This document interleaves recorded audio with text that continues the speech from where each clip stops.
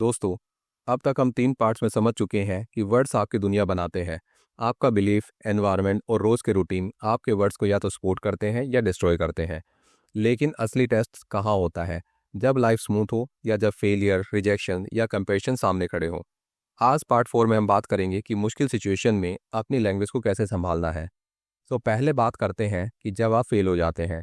Fail होने के बाद अक्सर अंदर से आवाज़ आती है कि मैं किसी काम का नहीं हूँ, मेरे बस की बात ही नहीं है, या मैं हमेशा फेल हो जाता हूँ। ये लाइनें डेंजरस क्यों हैं? क्योंकि ये लाइफ के उस इवेंट को आपकी आइडेंटिटी बना देती है। जबकि बात सिर्फ ये थी कि आप एक बार फेल हुए हैं, पर जब आप बार बार ये लैंग्वेज यूज़ करते हैं, तो ये लैंग्वेज बना देती है कि आप पूरे इंसान के रूप में फेल हुए हैं। तो अब यहाँ वर्ड बदलते हैं। मैं फेल नहीं हूँ, मैं बस इस बार सफल नहीं हुआ हूँ। ये मेरी कहानी का एंड नहीं है, एक चैप्टर है। मैं समझना चाहता हूँ कि गलती कहाँ हुई, ताकि अगली बार मैं और बेटर कर सकूँ। आप चाहें तो एक सिंपल लाइन बना सकते हैं जो हर बार बोले, फेल होना खत्म होना नहीं, बल्कि नई शुरुआत का मौका है। अब बात करते हैं जब आपको रिजेक्शन मिलता है। Job, relationship, interview, client rejection सबको मिलता है। ऐसे में नॉर्मल सेल्फ को क्या होता है? किसी को मेरी वैल्यू नहीं, मैं इंटरेस्टिंग ही नहीं हूँ, सबके पास ऑप्शन है, मेरे पास नहीं। ये लैंग्वेज आपको अंदर से छोटा कर देती है और आप खुद को रिजेक्ट करने लगते हैं। अब बात करते हैं नए वर्ड्स की। उन्होंने मुझे नहीं चुना, इसका मतलब मैं बेकार नहीं हूँ, बस ये जगह मेरे लिए नहीं थी। रिजेक्शन डायरेक्शन होता है, शायद मेरे लिए बेहतर जगह आगे है। मेरी वैल्यू दूसरे नहीं, बल्कि मैं खुद तय करूँगा।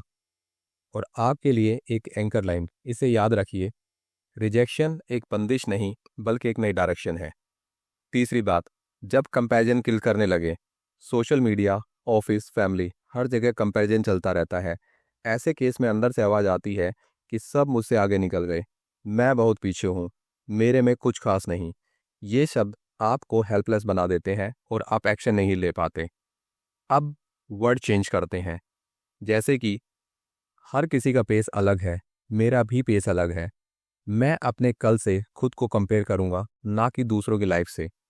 मेरे पास अपनी भी एक स्ट्रेंथ है जिसे मुझे पहचानना है और यूज़ करना है। और अब एक बड़ी सिंपल लाइन, मैं रेस में नहीं, एक जर्नी में हूँ, और ये जर्नी मेरी है। चौथी बात, जब सेल्फ डाउट पकड़ लेता है तो कभी कभी बिना रीज़न के भी लगता है कि पता नहीं मैं कर पाऊंगा या नहीं। ऐसे केस में नॉर्मल डायलॉग्स होते हैं कि मैं बहुत कमज़ोर हूँ, मैं इंपॉर्टेंट डिसीजन नहीं ले सकता। तो नई लैंग्वेज आपको क्या यूज़ करनी है कि मैं अभी कंफ्यूज हूँ, वीक नहीं। हर इंसान कभी ना कभी अनश्योर रहा है, फिर भी उसने अपने स्टेप लिए। मैं छोटा स्टेप भी लूँ तो ये एक प्रोग्रेस है। ऐसे केस में आपके लिए एक एंकर लाइन, डाउट होना नॉर्मल है, इसका मतलब ये नहीं कि मैं रुक जाऊं। आपके लिए एक mini challenge, situation script ready रखें। अब पार्ट 4 का चैलेंज सिंपल है। एक कागज़ या नोट्स में 4 हेडिंग लिखें, failure, rejection, comparison, self doubt. हर हेडिंग के नीचे एक पुरानी लाइन लिखें जो आप अक्सर बोलते हो। उसके सामने एक नई लाइन लिखिए जो आज की वीडियो से ली हो या आपने खुद बनाई हो। और फिर डिसाइड करें कि जब ये सिचुएशन आएगी तो मैं कॉन्शियस होकर नई लाइन बोलूँगा। याद रखिए, सिचुएशंस लगभग सबके साथ सेम होती है, फ़र्क सिर्फ वर्ड्स का होता है जो हम खुद से बोलते हैं। आप चाहें भी तो अभी कमेंट्स में लिख सकते हैं कि मैं मुश्किल सिचुएशंस में अपने वर्ड्स को बदल रहा हूँ। वीडियो हेल्पफुल लगी तो शेयर कर दीजिए उस दोस्त के साथ जो गलती पर खुद को यूजलेस कह देता है। हो सकता है उसकी नई जिंदगी सिर्फ कुछ नए शब्दों से दूर हो। दोस्तों, नए शब्दों से नई जिंदगी। धन्यवाद। मिलते हैं अगले वीडियो में, तब तक खुश रहिए और आगे बढ़ते रहिए।